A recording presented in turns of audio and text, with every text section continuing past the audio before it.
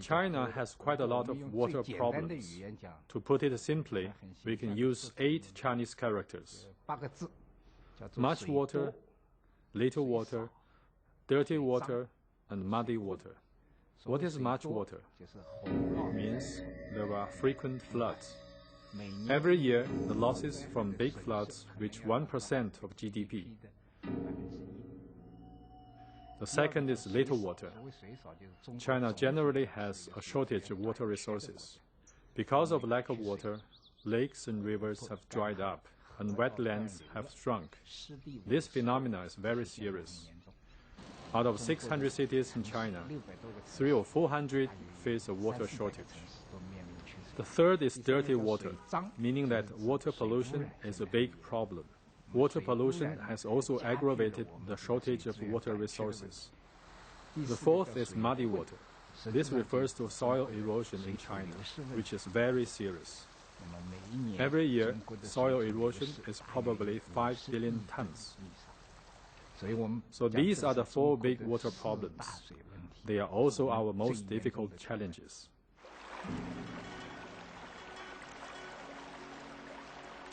China's 4 major water challenges are clearly evident in the Yellow River Basin. Meandering some 5,500 kilometers from the mountains of the northwest to the eastern coast, the Yellow River is the second longest river in the People's Republic of China. The river's importance to Chinese civilization has earned it the name Mother River. But it is also known as River of Sorrow because of its turbulent history.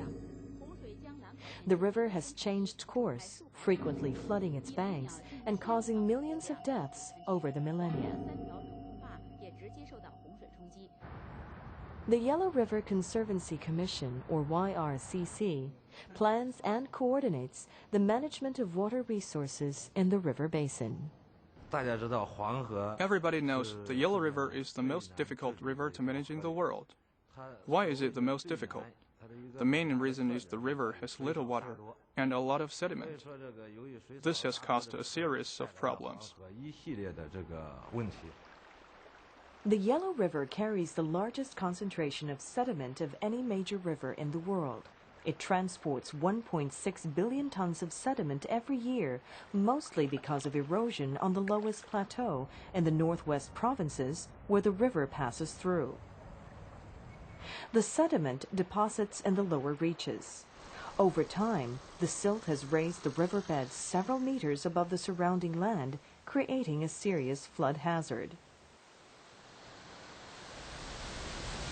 The gates of the mighty Xiaolangdi Dam are opened, increasing the river flow to transport sediment down the river to the sea. As a multi-purpose reservoir, it traps and stores the river's sediment, provides water supply and flood control, as well as hydropower. When sediment load is too high, it deposits on the riverbed. After decades of research, we found we can use dam projects like Xiaolangdi to change the relationship between water and sediment. By increasing the flow from the reservoir, we can create a better balance.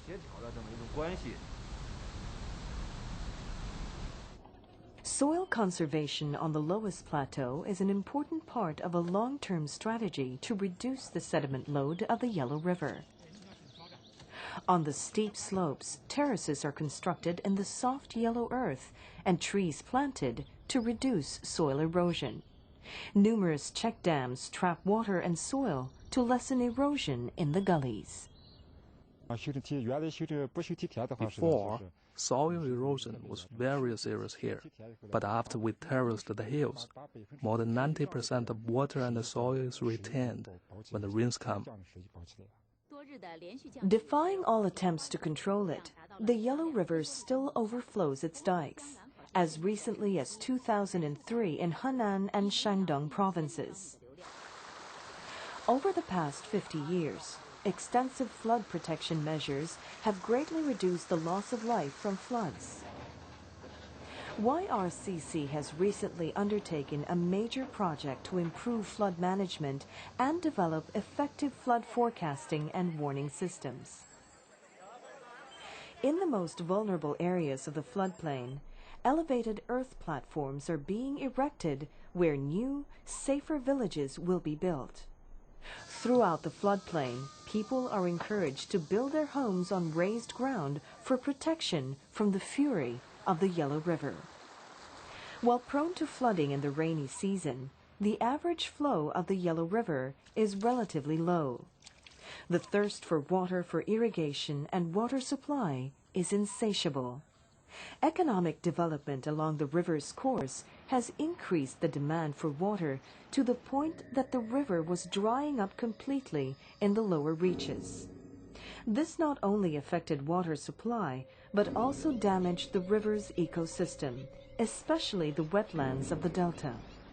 The drying up became a regular occurrence in the 1990s, leading to attempts to try to solve the problem. From this water allocation center, we monitor and control 94 gates to regulate flow in the lower reaches. During the dry season, we ensure a balance among the water demands of the various provinces. We also make sure there is enough water remaining, so the Yellow River does not dry up. When we designed the water allocation scheme, we faced great difficulties, because the provinces required more water than the Yellow River can provide. They know if they don't have the water, their economic development will be affected. Water quality is also monitored throughout the river basin. At the control center of the Water Resources Protection Bureau, scientists locate pollution hotspots and assess their impact on the health of the Yellow River. Through our monitoring work, we collect first-hand data about pollution in the Yellow River. From the data gathered at provincial boundaries, we can determine how much pollution each province is responsible for. Then, we carry out supervision to improve water quality. In the urban areas, 80% of rivers and lakes are seriously polluted. Our sewage treatment capacity is increasing steadily, but still, out of the 36 billion tons of sewage produced each year, less than 50% is treated. So China is facing more and more severe pollution of its rivers, lakes, and coastal areas. It will require big investments to solve a problem of this magnitude. Cleaning up water pollution in urban areas has become an urgent concern. China's largest city, Shanghai, is showing how it can be done. With a population of 17 million, Shanghai is one of the world's largest megacities and the engine of China's dynamic economy. Rapid economic development, however, has taken a tremendous toll on the environment. Suzhou Creek flows 53 kilometers through Shanghai municipality before emptying into the Huangpu River. Suzhou Creek has played an important role in the development of Shanghai. Hundreds of barges once plied the river, moving goods in and waste out of the city. As Shanghai grew, Suzhou Creek and its many canals became a convenient sewer for untreated industrial and municipal wastewater. Eventually, the river turned black, choked by algae and foul-smelling. Today, following a $1 billion cleanup, the river no longer flows black. The stench is gone and its waters are attracting life. Financed in part by Asian Development Bank, the Suzhou Creek Rehabilitation Project has tackled the pollution problem in a comprehensive way. The river's ecosystem has been polluted and destroyed by modern development. What we are doing is trying to restore the original ecosystem step by step, but this will take time to achieve. Throughout the project, we have stressed reduction and management of waste.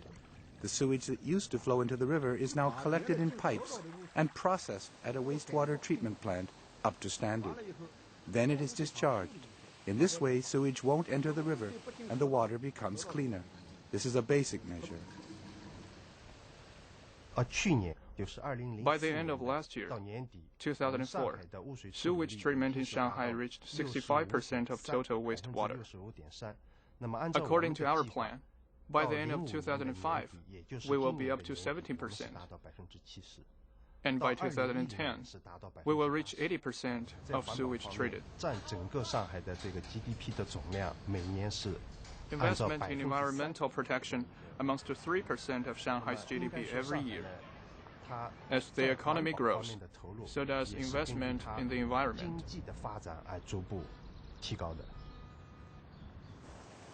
Many other measures have also been taken to restore Suzhou Creek and the surrounding environment. New control gates block waste from side canals and increase the river flow. Polluting factories have been closed or moved if they could not treat their waste.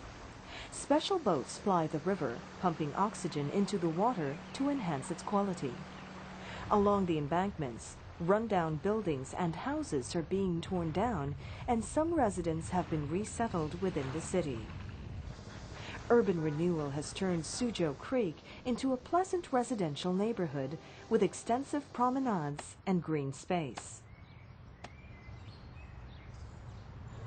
There is even a new museum about the history of Suzhou Creek to encourage environmental awareness among Shanghai's citizens. With water quality improved and the foul odor gone, residents can now enjoy the river. During the hot summer weather, people come out early in the morning to exercise by the riverside. By the 1970s and 80s, it got really bad. The river became black and smelly. There used to be houses here. They were all put down, and the trees and flowers were planted. The place was fixed up. Starting in 1999, the water became better and better. Now it's much cleaner than before. The city government has spent a lot on it. In the past, one of the sources of pollution and smell was the numerous collection wharves along the river, where human waste and garbage were loaded onto barges. The wharves have been dismantled, and garbage is now trucked to the new Jing'an solid waste transfer station in the heart of a residential area. It wasn't feasible to build the garbage transfer station in Jing'an according to a traditional design. How to solve this problem? We did a lot of research to find the best design. So we can say that the garbage transfer station at Jing'an is like a garden in the sky. It handles solid waste, and at the same time it makes the neighborhood look better. In fact, after the station was built, some people living nearby didn't know it was a garbage station. They thought it was a new park at the intersection. The renewal of Suzhou Creek continues. The city has ambitious plans to bring life back to the river. By 2010, there will be fish, plants, and other living organisms in Suzhou Creek. With improved water quality and the renewal of the embankments, Suzhou Creek should become a nice place for people to go for sightseeing and tourism. Environmental protection is the priority issue for the city now. If the environment is not protected, economic development will be negatively affected. The leaders of the city government understand this very clearly. Take care of the environment so the economy of Shanghai will continue to grow. Once rivers and lakes are polluted, it costs very large amounts to fix the problem. It will probably cost 10 or 20 times more. This is not cost-effective and is harmful to the development of cities and the society as a whole. Therefore, we must focus on pollution prevention while developing the economy. It's very important.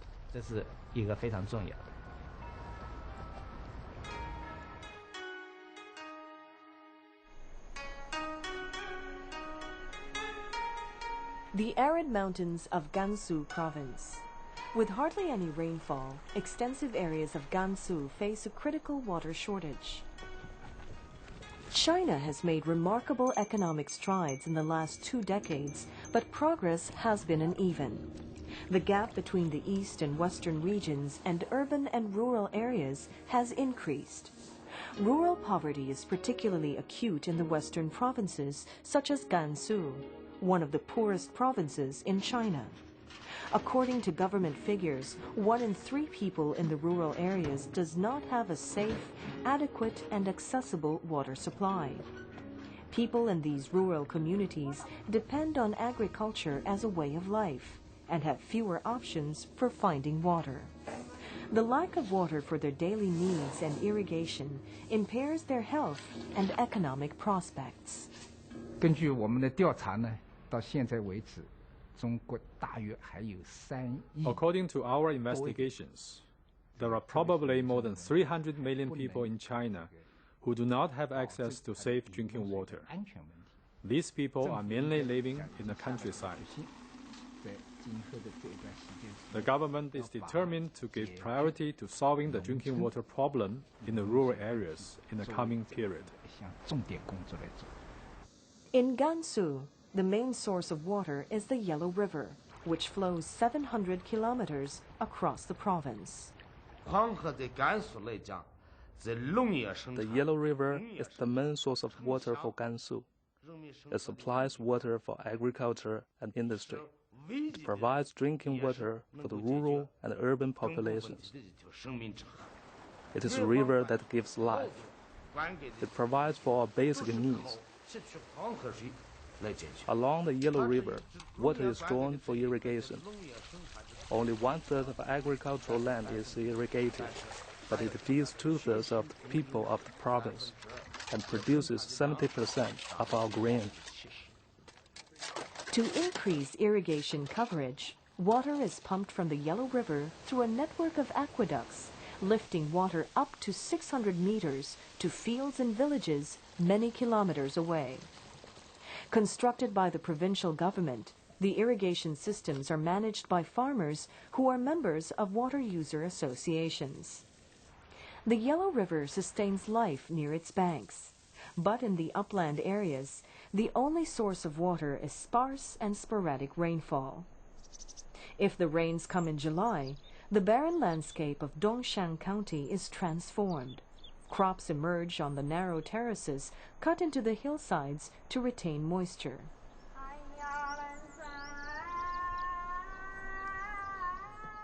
The call to prayer for the Dongshan people, a small Muslim ethnic minority who live mostly in Gansu. Their biggest problem has always been water. Families often had to travel far to fetch water. It was costly, arduous, and time-consuming work. Before, we used 4 pails of water every day, drinking water for the family and for the sheep. We always worried the water would run out, so we were careful using it. In the past, we had to carry drinking water from the Yellow River. Nowadays, Mrs. Ma draws water from an underground tank in the courtyard of her home. Life has been transformed by a simple water supply project that captures and stores rainwater runoff in a brick-lined cellar. In the past, families were so poor they ate mainly potatoes. Children often suffered from diarrhea and other illnesses caused by unsafe water. Now their diet and health have improved. After the water cellars were built, we planted vegetables like squash. We can now eat fresh vegetables. Before, we were afraid to use too much water. Now, we have enough for our needs. Without a water cellar, people here would not have water. That's our situation. In poor villages throughout the western provinces, the All China Women's Federation has been working with local government to construct community-managed water supply and sanitation systems. They are called Water Cellars for Mothers, an award-winning program begun in the year 2000. Because the village was quite poor and there was no water, hygiene was very bad. But after they got the water cellars, they could wash clothes. They had enough water to take a bath. Their hygiene and other aspects of their lives have improved a lot. Funding for the Water Cellars for Mothers program comes from private donations from individuals and companies in the cities of the East. So far, the Women's Federation has raised about $20 million. providing low-cost household water supply for 1 million people. Local governments provide additional funding, and beneficiaries contribute their labor to construct the system. The mass media, especially television, have played a key role in the success of the project. Through media coverage of the water shortage in the western areas, more and more people have learned about the living conditions of ordinary people. The publicity has encouraged support for our project. Also very important, the project is based on close cooperation from government departments, from the Women's Federation, and from donors, as well as the participation of women in the villages. The Water Cellars for Mothers project is part of a vast undertaking to provide safe water for 300 million people in the rural areas of China. The government is committed to achieving this ambitious goal by 2020. In the last 4 years, the government has invested more than 10 billion yuan in rural water supply. In the future, we believe much more investment will be required. We hope we can solve the problem of safe drinking water for half of the 300 million people by 2015, and we will solve this problem completely by 2020. China's water challenges are similar to those of other modernizing societies. Rapid economic development and population growth are demanding more of water resources than ever before. In river basins, in cities and rural areas, major investments are being made to better manage water resources to save water, clean up pollution, and provide safe drinking water for all citizens. Water has become a top priority to support the nation's efforts to build a healthy, well-off society.